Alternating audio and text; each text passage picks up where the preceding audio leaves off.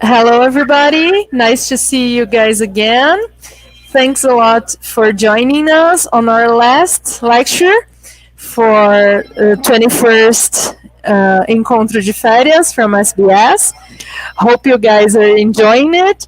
And please welcome Isabela Vilas Boas, who is going to talk about it's time for a paradigm shift in assessment. And remember, the link to download your certificate will be available during the lecture on the video's description. Now, please welcome Isabela. Thank you very much. I'm sorry, I have my audio on here. I apologize. So thank you very much for having me today. It's a great honor to be here and to be participating in this wonderful event. I'd like to thank you all for being here and for your interest in this topic. And I'd like to thank SBS for inviting me and giving me the honor to deliver the closing session in this wonderful event. So, so you might be curious about my topic, right? Time for a paradigm shift in assessment, right? So what is this about? First of all, I'd like you to think about some questions. So I'm going to start with a reflection, okay? And I'd like you to reflect upon 3 questions that I'm going to pose to you. And you can use the chat box to interact, with people and to provide your answers to these questions, okay?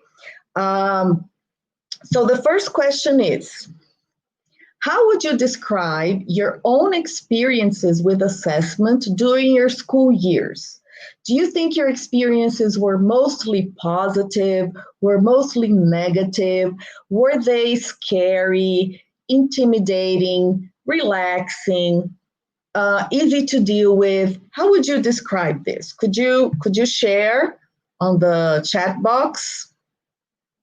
And then I'm going to have a look, right? So scary. Let's see what some people answer.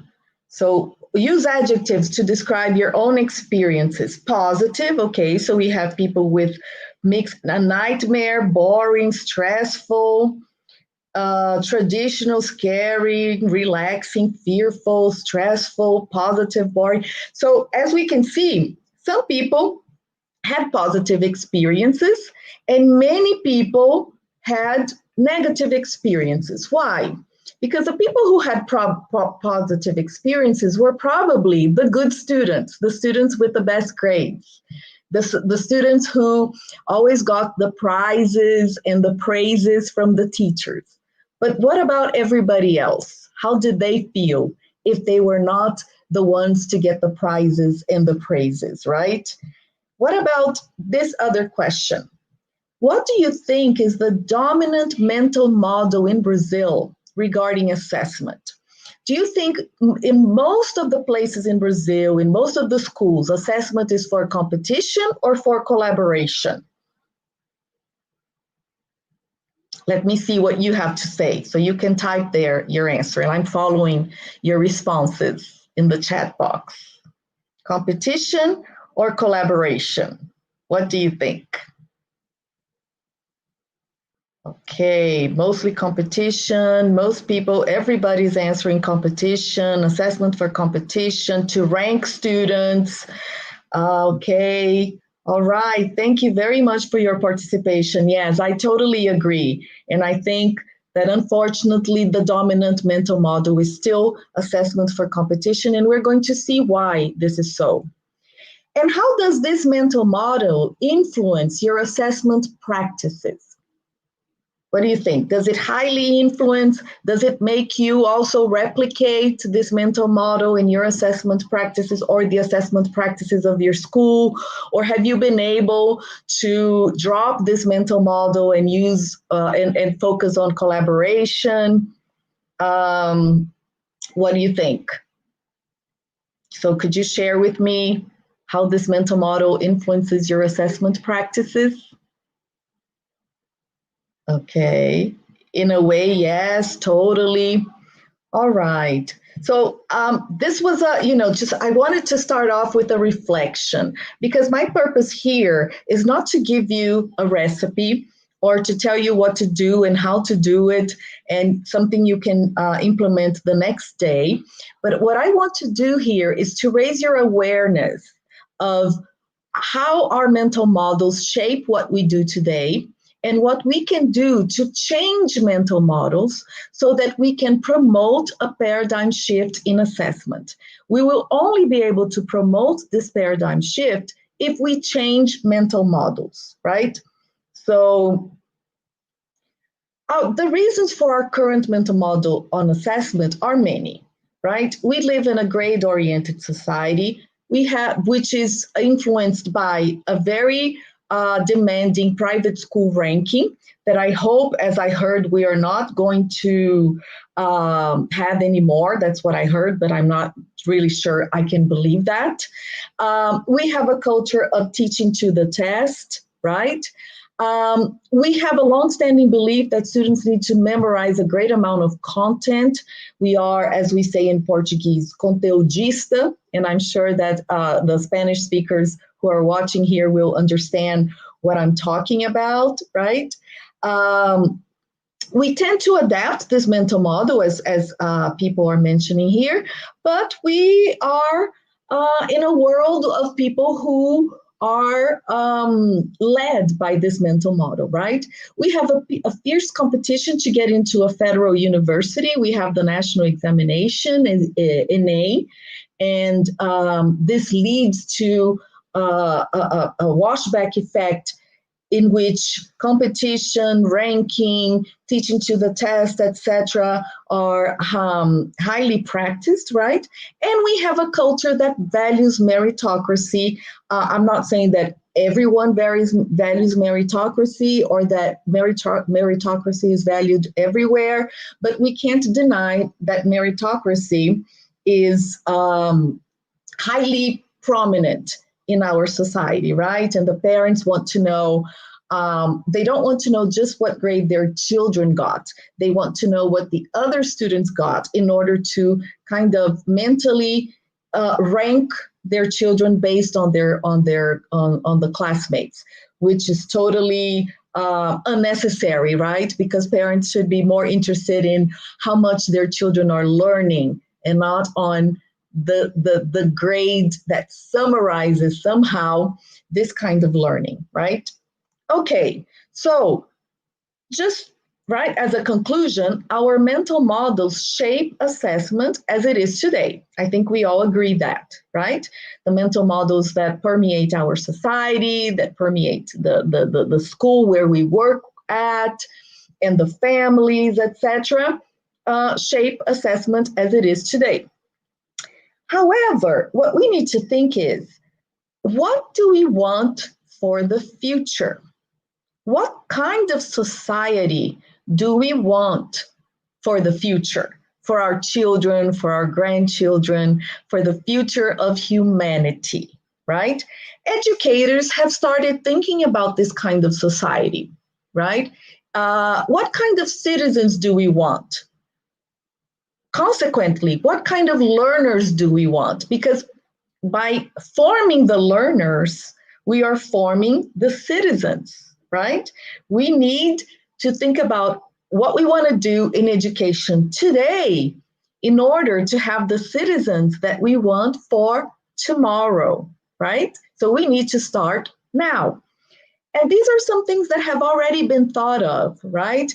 The famous 21st century skills and the mindsets for the 21st century, etc. You can see that all of these models talk a lot about communication, collaboration, creativity, innovation, media literacy, technology literacy, life skills, career skills, right?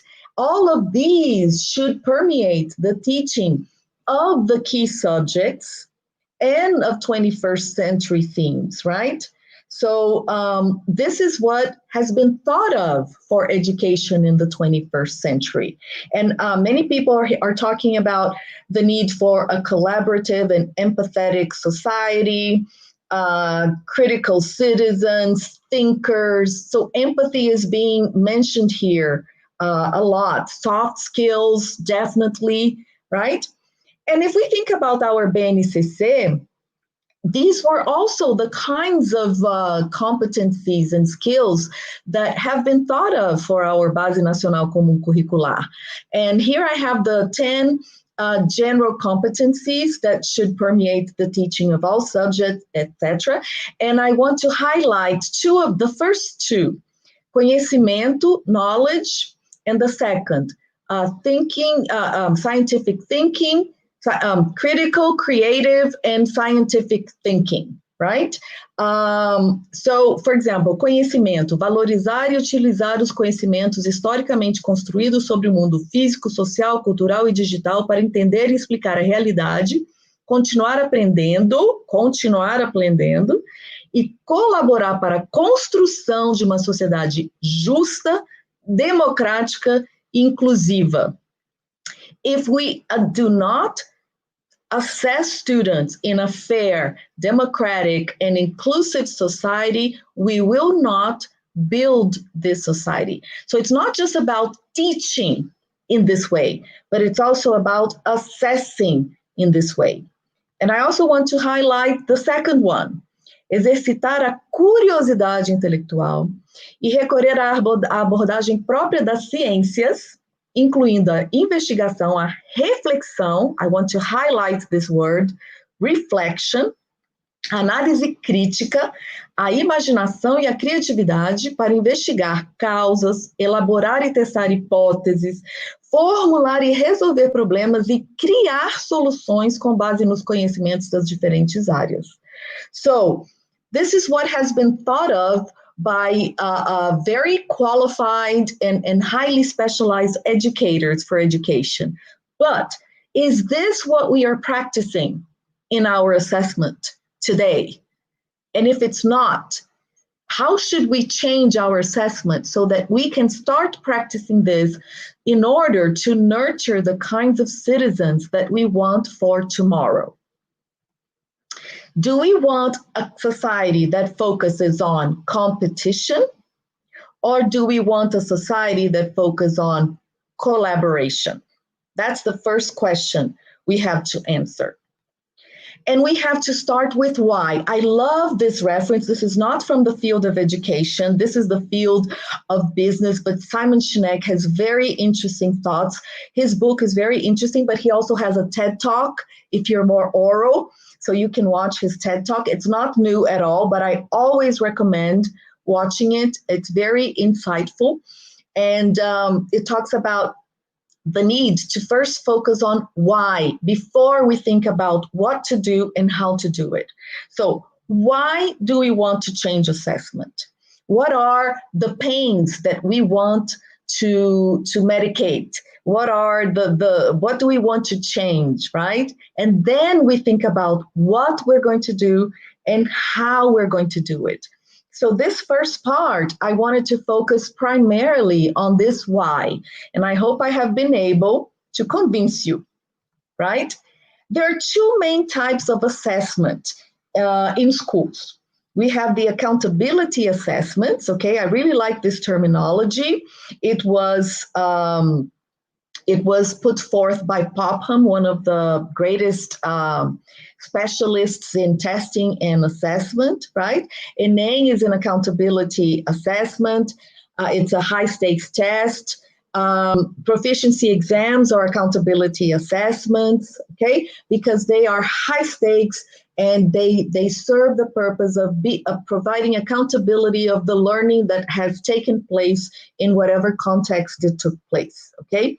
And we have classroom assessment, right? Now, what is the problem? For many years, classroom assessment has been based on the model of accountability assessment. And why is this so? Because the specialty of testing was exclusive of testing specialists. of psychometricians, not of teachers.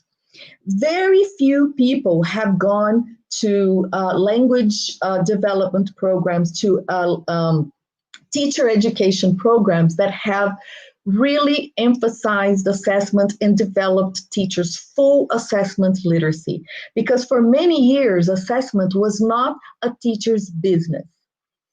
Teachers had to use assessments that were already made, either by the book publishers or by some kind of commercial entity that sold the assessments, whatever.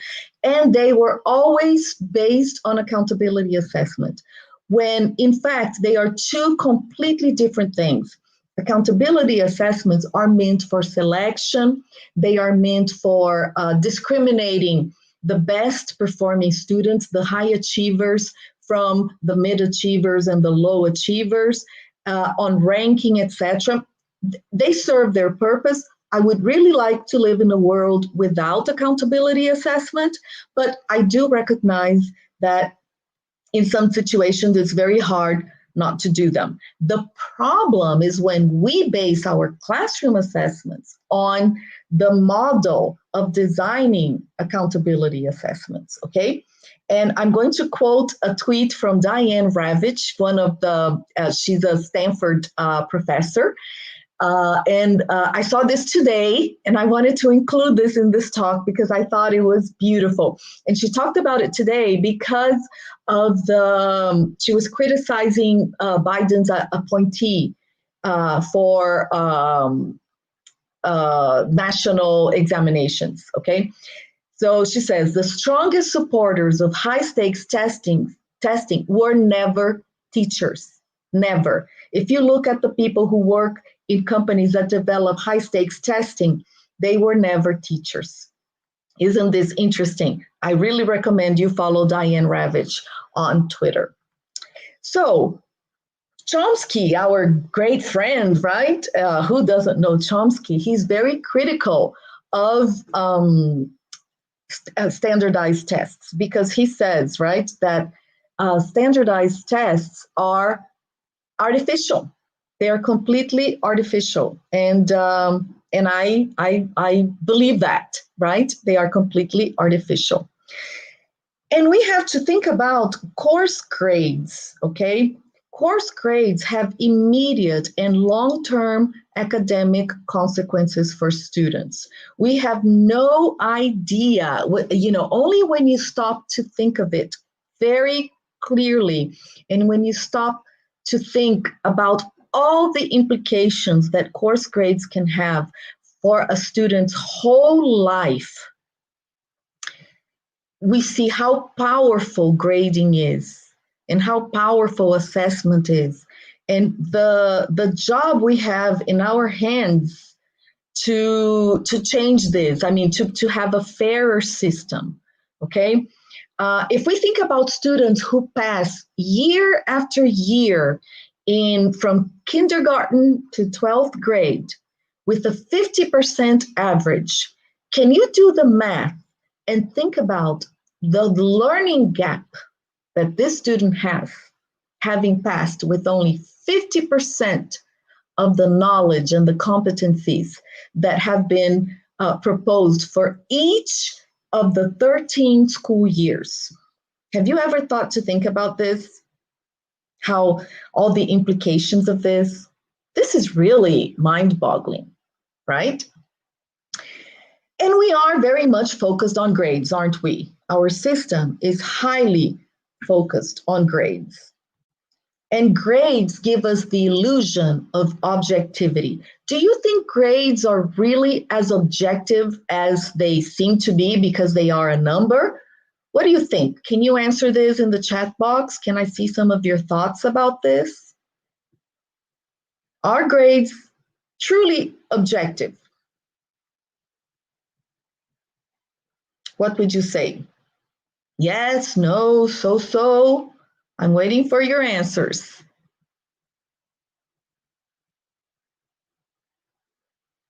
Numbers are limiting. Okay. They are not. Actually not. No. I think people seem to agree on this, right? And yet, we are so happy to compare students based on their single um, final average, right? And what's the problem with this? Well, let's think about traditional grading. Traditional grading is a combination of grades in different instruments: tests, quizzes, homework, projects, presentations, behavior, participation, whatever, resulting in a final number, usually in a 0 to 10 scale, right? This is what traditional grading is like, and this is what most programs do. Schools, language programs, whatever, right? Universities, so in all levels of education. However, findings from 100 years of study investigating teachers' grading practices, and this is from a very recent book published, edited by Guskey and Brookhart, my models, my gurus in the field of assessment, not assessment specifically talking about English language teaching, but assessment in general, right? What have studies consistently shown, even the most recent studies, that there is a significant variation among teachers within the same school in their criteria, in how much they weigh each of these instruments into the final grade. There is a combination of achievement and non-achievement factors, or cognitive and non-cognitive factors. Okay, there are two ways of talking about them. The non-achievement factors being effort, attendance, interaction with others, behavior. They are combined to come up with a final grades. So when you see a student's final grade, this is not evidence of achievement only, of what they can do, of what they know, of the competencies they have acquired. It is also a mixture of evidence of what is called work ethics, which is not bad. Work ethics is something we really need to work on in schools, but it should not be part of a grade together with achievement factors, okay? And for borderline students, the 0 for a missed assignment skews the overall score in a negative direction, because this 0 is not due to lack of ability, because they did not do the assignment, right? They did not do it. So it skews in a negative direction, okay? So these are the problems that have been put forth by researchers regarding traditional grading. So also, when we think about the non-achievement factors and the non-cognitive factors, and we think about how subjective they can be, especially when we look at something that has been recently highlighted, unconscious bias. We are free, every teacher has some kind of unconscious bias, no matter what it is. And we are only able to deal with our unconscious biases when we become aware of them. Okay, so there's this very recent post in the Harvard Graduate School of Education's blog, Strategies for Educators to Counter Their Own Unconscious Biases in Schools and Classrooms. And the most common unconscious bias is race. But there's also gender, there's also socioeconomic status, there is personality. There are many other types of unconscious biases that have a role in how we assess non-achievement factors that are put into the final grade of the student, that should show how much they have achieved the learning objectives of that subject, but in fact show other things, other factors that intervene in this judgment. Okay, just an example from a very recent study, also in the Harvard Education Review: problem children and children with problems. This is an spiritual. Yes, there's research on spiritual bias. Definitely, Silvania. Thank you for talking about that. Problem children and children with problems. Discipline and Innocence in a Gentrifying Elementary School. This was an ethnographic study in which Alexandra Friedges investigated this and followed the path of a Black student and a white student. Guess who the problem child was, according to the stakeholders, and guess who the child with problems was. The problem was the same, but they were labeled differently, the white student and the Black student. Okay? So we have to understand these unconscious biases and how they factor into the non-cognitive part of grading and how this can affect these students in their whole lives, in their about where they go to university, if they go to university, what kinds of jobs they get, and the salaries they get. Okay, the microeconomics of education has been studying this for a long time.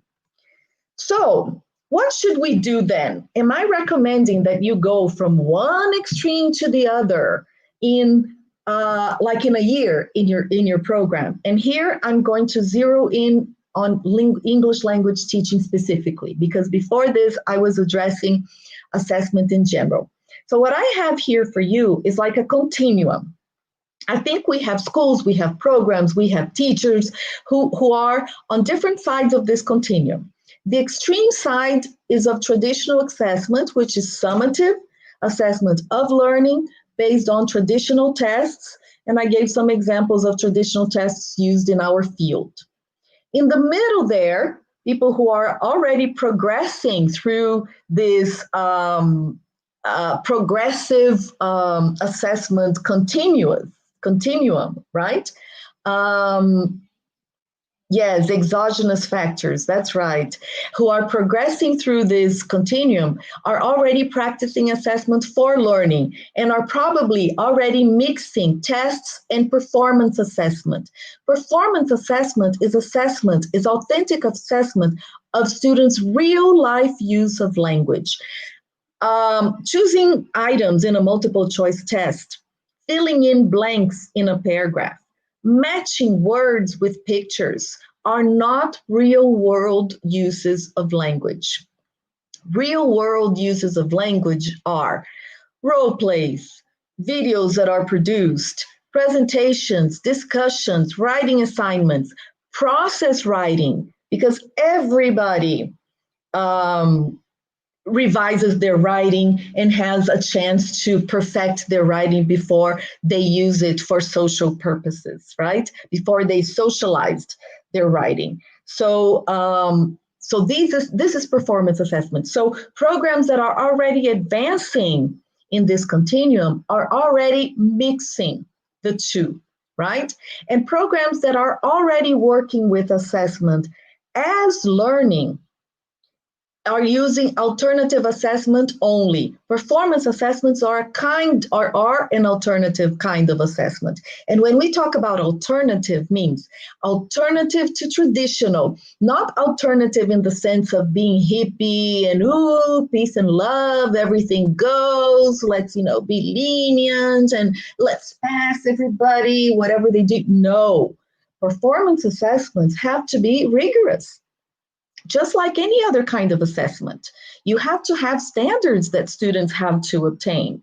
You have to have goals. You have to have rubrics that teachers need to follow. And teachers need to learn how to work with these rubrics, right? So this other end of the continuum is highly personalized, based on performance assessments, and as it's being put here from Ana Souza, putting the students at the center of it by way of self-assessment and peer assessment, by way of projects, by way of portfolios, where students choose the artifacts that they want to be part of their assessment, of course, based on guidelines, based on criteria, etc. Okay?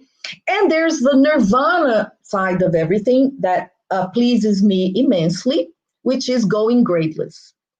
Because if we are good at doing all of this, right? With performance assessments, we do not need grades. We need criteria, and we need to tell the students how well they have achieved this criteria without necessarily assigning a grade. Okay, we're going to talk about that later. So, what is your role as a teacher, as an advocate of assessment reform in your school, or as a school leader or a researcher?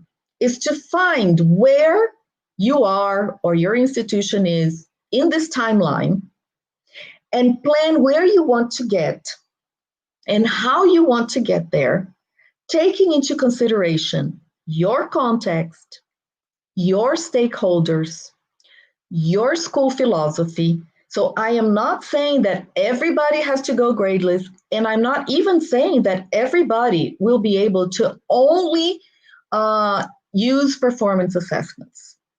It depends on a lot of things. So my role here is not to give you a recipe, but to give you a path. And each institution, each teacher, each group of educators, each community of educators has to choose where and how far they want to go in this path. Okay? So I'd like to highlight some trends for the future, which are not really the future because they're already being implemented all around the world.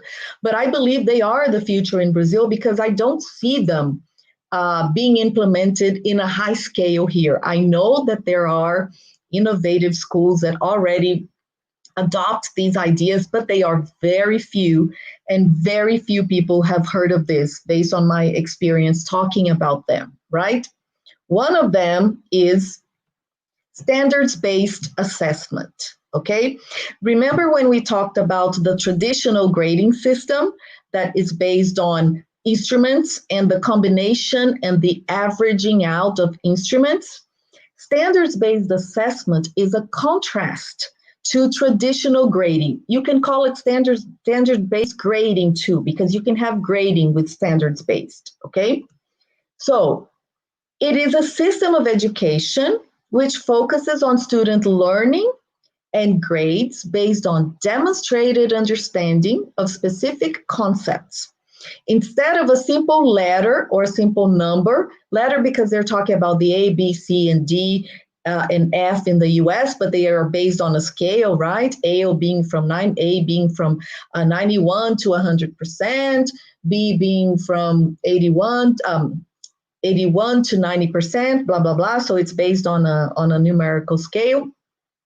So instead of a simple letter, students receive grades in multiple different learning targets and can see which concepts they understood well and which they need to improve on. So instead of grading based on instruments, we grade based on standards, okay? And usually there's this progression that goes from not meeting the standard to beginning, approaching proficiency, meeting proficiency, and mastery. Okay? So a student who has mastered the standard is able to independently and consistently demonstrate application of knowledge and skill related to the learning goal. A student who has met the standard independently demonstrates proficiency in the content skill defined by the learning goal, and so on and so forth. Approaching, beginning, not meeting, right? And see how interesting. Approaching means with guidance, with feedback. The student is able. With guidance and feedback, the student is able to show incomplete or limited knowledge, and so on and so forth, right? And it explains what exceeding benchmarks are, meeting benchmarks, approaching benchmarks, not meeting benchmarks, and not yet assessed. This is using letters A, B, C, D, F in order to match the traditional grading strategy based on numbers, but many systems use numbers like 5, 4, 3, 2, 1. And systems that go gradeless don't use numbers at all. They just report on mastering, meeting, approaching, beginning, and not meeting, okay? Because nothing is averaged out. in the system. So how what are the factors that on which this kind of system is based on? Okay, first of all, the separation of cognitive and non-cognitive factors.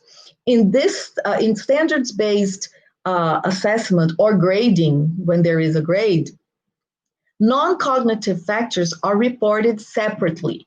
So the work ethics factors that I talked about, such as attendance, punctuality, cooperation with colleagues,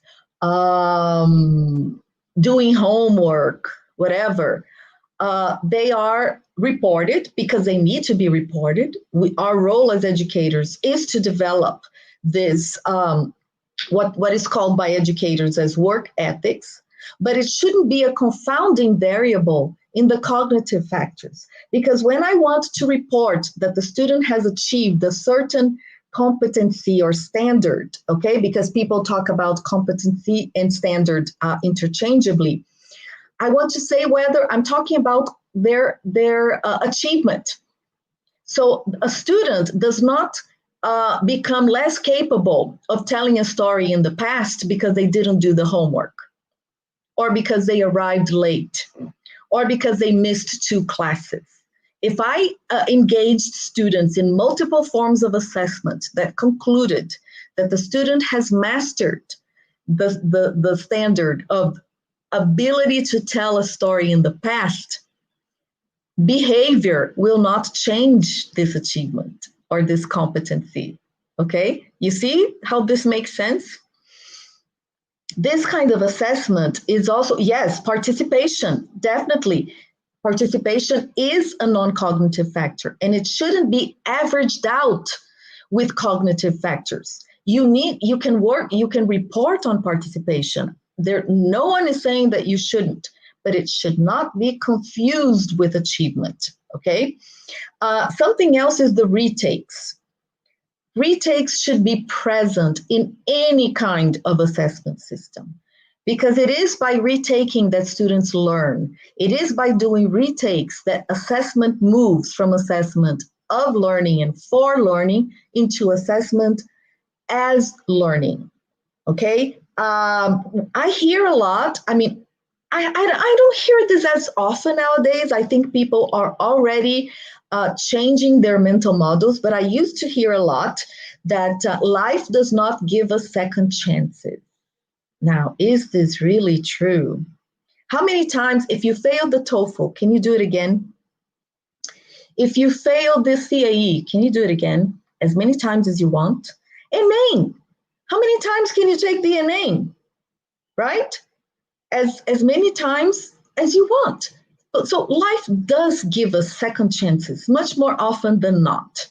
Okay, so this is not a good argument, and we should really encourage students. And I heard that I know that now the TOEFL is taking this into consideration in their reporting of the scores, because they are considering the all the TOEFLs the student has taken and getting the best results from each one, not even averaging out, but getting the best results. So you see, even an exam board, a high stakes exam board like Educational Testing Services, is thinking about this and considering all these factors, okay? Another aspect that is being discussed here is the no-zero policy. Because when we give students a 0, we are not saying that they haven't achieved the standard. We are saying that they haven't submitted the assignment, or they haven't sat the test, or that they haven't done something, right? I think it's impossible for a student to take an exam and get a 0. Okay, if that's the reason, then okay. But no-zero policy is just a matter of, the student having been absent on a test, not having taken. So a no-zero policy helps focus on achievement and not on confounding variables that influence that achievement, okay?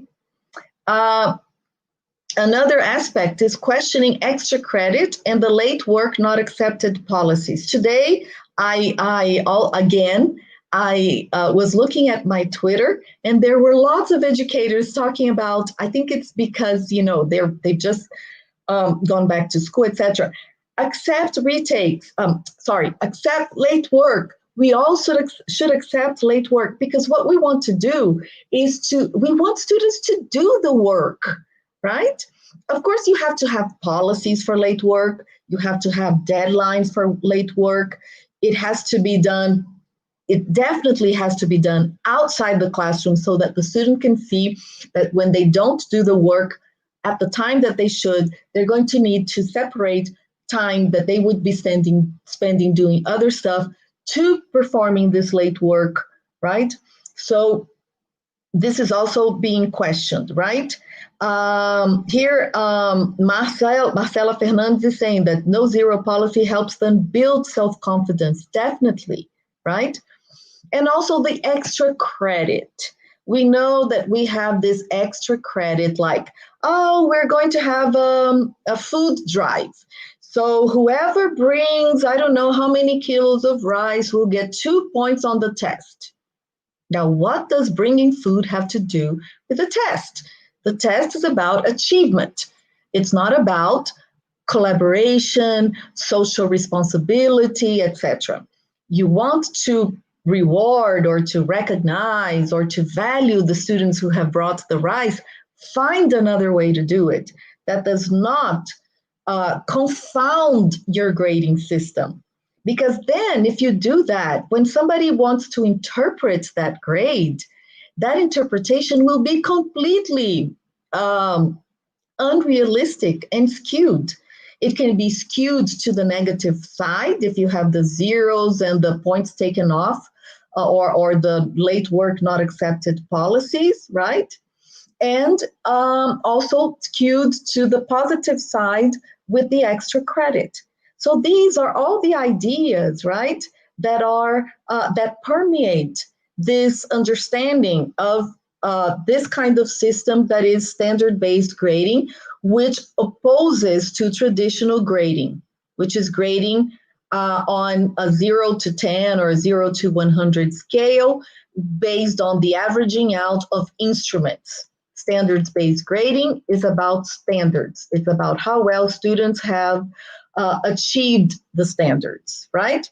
So I think we all have to agree that something has to change in the assessment practices in our country, in our society, in our school, so that we can promote this collaboration, this empathy, this equality, and this society that we want to build for the future, right? We need to engage students in the assessment. They need to have a very prominent role, a leading role. They need to learn how to self-assess and peer assess. They need to learn the language of giving and receiving feedback, right? They need to develop this. This is also a life skill, because this is something people will need in their jobs. How to give feedback, how to reflect upon their learning, how to reflect upon their performance at work. This is a 21st century work skill that we need to develop in our classrooms, right? So no matter where you decide to go on that continuum, it's time to move from where you are and start heading towards the right side, which is the progressive side. Okay, here I'm not making political references because it's actually the opposite, okay? But since we read from left to right, okay, so towards the progressive side of assessment, the collaborative, the individualized, personalized side of the assessment, okay? So in your programs, with your community of teachers, with your community of practice, wherever you're working, you need to get on this bus together towards some kind of assessment reform in your community based on all these ideas and parameters that I have shared with you. These are the three main references that I used in this talk. The ones that are not from these, I already quoted on the slides themselves, right? I know that this presentation will be available on YouTube for you to rewatch or to share with people if you found it interesting. And before I go on to the questions part, I would like to announce an exciting surprise for you, okay? SBS is raffling a kit with my two books published by Cengage, okay? And the winner of the kit will be the participant who types first the name of my book on assessment co-authored with Vinicius Nobri.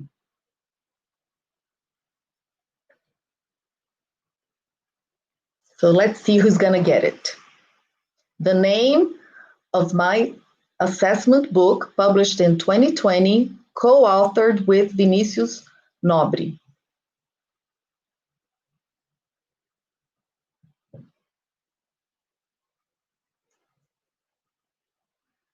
Come on. Hi, Isa. Hi. Just remembering, the first person who answers this correctly has to be subscribed to the event. Okay. If the person is not subscribed, the person will not get the prize as well. Okay. Diogo Francelino, he didn't put ELT, but I think it's fair. He put getting into LT assessment. There's just an email missing. Let me check if Diogo is subscribed. Okay. And all the other participants, yeah.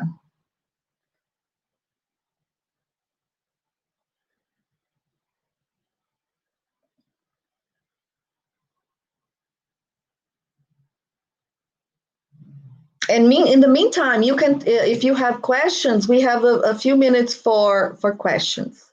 Oh, Diogo is not subscribed. Oh my God. Yeah. Marcela Fernandes, is she subscribed? Marcela Fernandes, let me see. Fernandes.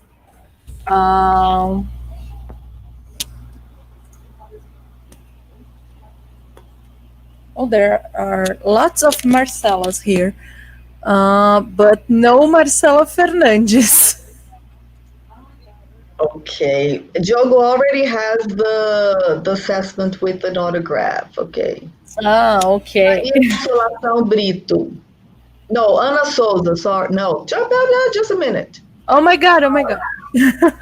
Tânia Gonçalves. Tânia Gonçalves? Yeah. Let me check. Tânia Gonçalves.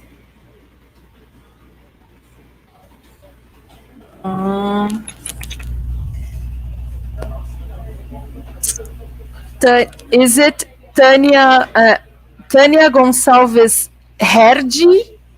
Her name? Tânia, could you please? Gonçalves. I'm sorry. Gonçalves. Oh, yes, Gonçalves. I'm sorry. It's my poor. So I think I found the wrong Tanya. She said she is enrolled. What is her full name? Marcela, what's your full name? And Maria Consolação wrote it before Tânia. I'm getting confused. Oh my God.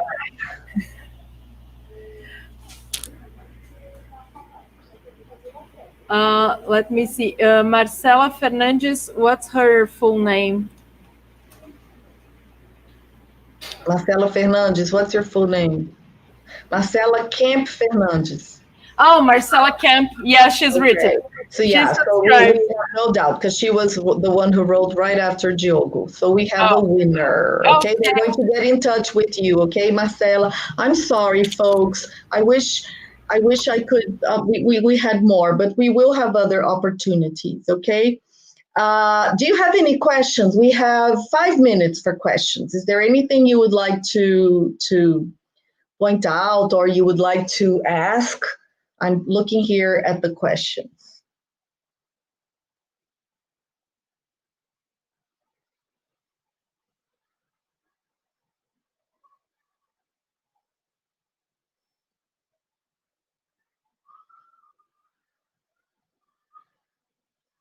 Okay, what do you think of the urge of schools have now to start diagnostic assessment? How do you think it should be done? Take into consideration 2020 teaching versus learning process. Yes, I'm all in favor of diagnostic assessment. Diagnostic assessment is a way to know what students have really learned so that you can focus on what they have not learned. So I think it's very important, especially now, to start with diagnostic assessment, right? And diagnostic assessment is not about the tool that you use for assessment, but it's about when you do it, which is before the teaching. So you can have performance assessment, for example, as diagnostic assessment, in my opinion, or but you should use a tool that you are familiar with, I guess, right? Any other question? Maria Consolação said that she answered before Marcela. So can somebody check? I don't want to be unfair, okay? So if you could check that, Barbara, because I'm getting confused here and I want to. I'm going to check. Just a second. Oh, here's somebody saying that she wrote more than once. It's true. She was the one I saw right after Diogo. But I may have been wrong. Okay, I can't trust because it's too much multitasking for me. Should it be graded? No, diagnostic assessment should never be graded because it's diagnostic. You want to know what students already know and what they don't know, so you can shape your teaching based on that. So the diagnostic assessment should never be graded because it would be paradoxical to grade a diagnostic assessment. Okay. Isa, I'm sorry to interrupt, but for us here, Marcela is showing before Maria Consolação in both on our YouTube transmission and our backstage transmission. Marcela is showing first. I'm sorry, Maria. Okay, sorry, Maria. Okay, so I think it's time to finish, right? I don't know if there are other questions here. Let me check because all right. Well, anyway, my purpose here, as I said, was not to give you a recipe, was not to tell you what to do and how to do it, was mostly to raise your awareness of why you should start moving towards a change in assessment in your context, right? And I gave you some ideas. I talked about some trends, and I'm suggesting some reading so that you can move forward with this. All right. So thank you very much for being here. It was a great pleasure to be with you and to see so many familiar people saying hello to me in the chat box. I wasn't able to answer everybody because, as I said, when we're presenting, it's hard to do this, but I saw many familiar faces. I hope I have helped you think about assessment somehow. And my goal in life, and especially my goal now that I have moved to a different kind of professional experience at Troika, is to change teachers and school leaders' mental models on assessment, one teacher and one school leader at a time. So I hope I have achieved this goal. Thank you very much. Thanks a lot, Isabella. Thanks a lot, everybody who joined us, who got here and made all those questions and interacted that much. Thanks a lot for everybody who joined us the whole 3 days, participating in every single talk, every single lecture. Thanks a lot, everybody. The link for the certificate, I'm seeing Sueli Miyakawa is asking. Just refresh your page. It will be available for you in this video description, okay? Thanks a lot, everybody. Have a nice weekend, everyone. Thanks, Isabela. Have a nice weekend Thank as you. well. It was awesome to have you with A us. big virtual hug to everybody. Oh, thanks a lot. Hope to receive this personal hug on live personally soon. Thanks a lot, everybody, and have a nice weekend. And that's the wrap for the 21st Encontro de Férias SBS. Thanks a lot, everybody.